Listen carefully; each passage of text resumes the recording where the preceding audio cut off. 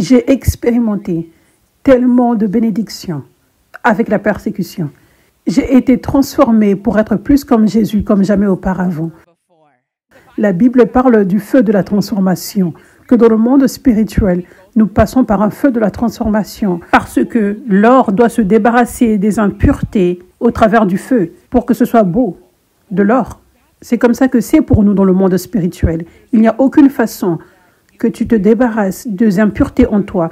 Il n'y a aucune façon pour que tu brilles, que tu paraisses, que tu sois comme Jésus complètement, à moins que tu passes par le feu de la transformation. Et la persécution est un type de feu profond.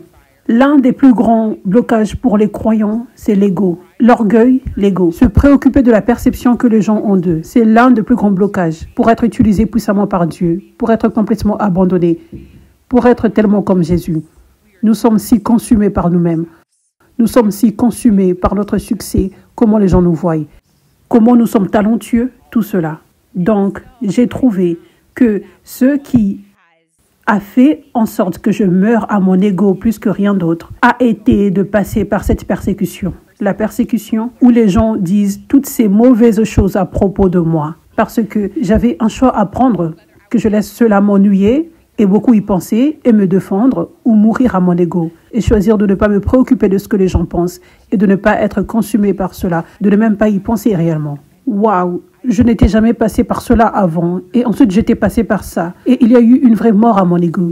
Il y a eu un vrai changement que j'ai réellement expérimenté. Où cette partie de toi, où tu contrôles de temps en temps comment les gens pensent de moi. Oh, ceci paraît bien, les gens m'aiment, cela diminue. Et ça n'était pratiquement plus là.